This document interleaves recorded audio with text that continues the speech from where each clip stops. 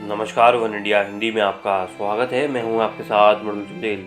तमिलनाडु के कुन्नूर में 8 दिसंबर को भारतीय वायुसेना के एक हेलीकॉप्टर के क्रैश हो जाने की वजह से chief of defence staff general Bipin Rawat, उनकी पत्नी मधुलिका रावत और 11 अन्य रक्षाकर्मियों का निधन हो गया। भारतीय वायुसेना के उस Mi-17 हेलीकॉप्टर में कुल 14 लोग सवार थे, जिसमें सिर्फ एक की जान बची है। वो हैं ग्रुप कैप्टन वरुण सिंह, लेकिन उनकी भी हालत गंभीर बनी हुई है।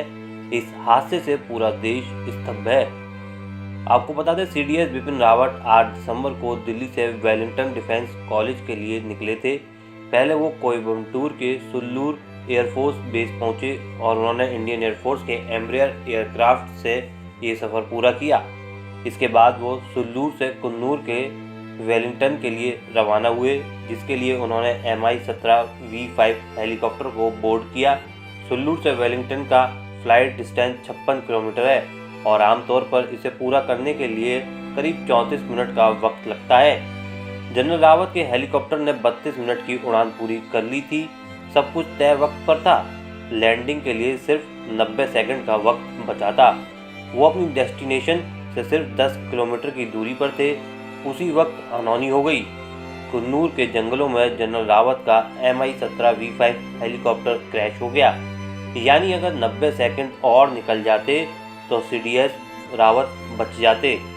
वो आज हमारे बीच होते, लेकिन होनी को कुछ और मंजूर था।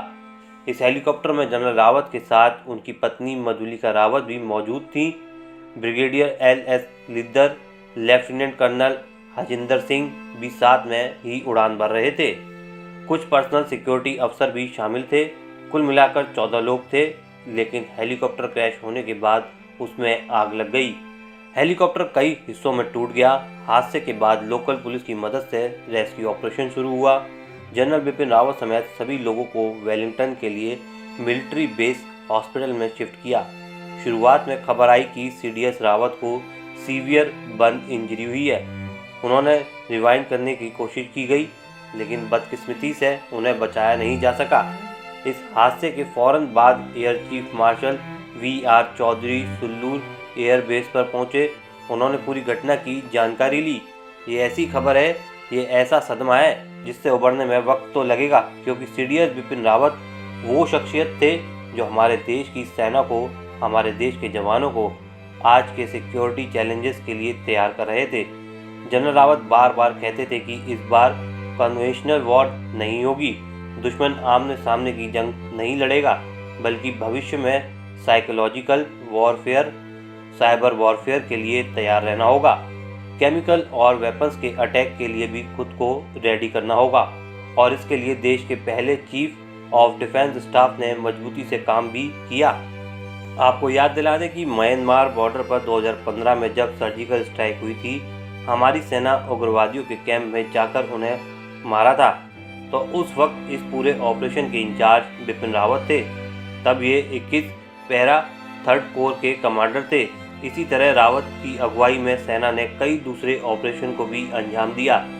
2016 में उरी आतंकी हमले का बदला लेने के लिए हमारे जवानों ने POK में घुसकर सर्जिकल स्ट्राइक की थी।